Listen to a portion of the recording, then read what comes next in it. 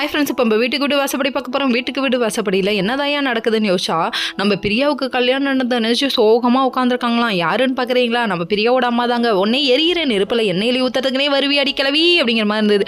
தாய்க்கிழவி ஓரமாக போ, தாய்க்கிழவி ஓரமாக போனால் கேட்குது அந்த பாட்டி அப்படிங்கிற மாதிரி இருக்குது. வந்துட்டு என்ன உன் புள்ள வந்துட்டு கஷ்டப்படுவாளேன்னு இப்போ யோசிச்சு என்ன பிரயோஜனம்? நீ வந்துட்டு அந்த பாரு பேச்சு கேட்டுட்டு கல்யாணம் பண்ணிட்டல்லன்னு சொல்லி கேள்வி கேட்குறாங்க. இதெல்லாம் ஒரு பக்கம் இருக்குது. அதுக்கப்புறம் என்னாச்சுன்னா, நம்ம பிரியாவுக்கு கால் பண்ண அந்த டைம் பார்த்து மாமியார் அதிகாரத்தை காமிக்கிறாங்களாமா. இங்கே வந்து ஃபோன் பேசிகிட்டு இருக்க, போய் வேலையை பாரு அப்படின்னு சொல்ல, ஒன்னெல்லாம் அப்படியே அம்மிக்கல் வச்சு ஆட்டணும் அப்படின்ற மாதிரி இருக்குது. சரி விடுங்க, என்ன பண்ணுறது, மனசுக்குள்ளே இப்படி வேணால் திட்டிக்கலாம், மாமியாராச்சு. அதனால் பக்தி பரவசமாக அப்படியே கணத்தில் போட்டுக்கிட்டு போய் வேலையை பாருமா அப்படிங்கிற மாதிரி ஆச்சு. இன்னொரு பக்கம் வந்துட்டு எல்லா வேலையும் முடிச்சுட்டு போய் தூங்க போகலான்னு போனால் கொஞ்சம் கூட இங்கீதமே இல்லைங்க. யாரை சொல்கிறேன்னு பார்க்குறீங்களா? நம்ம சரவணனோட அம்மா தாங்க. இவங்க ரெண்டு பேரும் லவ் பேர்ட்ஸாக இப்போ தான் ப்ரப்போஸ் பண்ணி லைஃப்பை ஸ்டார்ட் பண்ண போகிறாங்க. அதுக்கிடையில் நாரத முனிவர் மாதிரி உள்ளே வந்துட்டு ஏமா அப்படிங்கிற மாதிரி ஆயிடுச்சு. நாரத முனிவர் கூட சொல்லிட்டு வருவார், இது சொல்லாமல் கொள்ளாமல் வந்து நிற்கிதே அப்படிங்கிற மாதிரி ஆயிடுச்சு. அதுக்கப்புறம் கதவை தட்டி இதுக்கெல்லாம் நல்ல நாள் பார்க்கணும் போங்கப்பான்னு பிரித்து வச்சிருச்சு.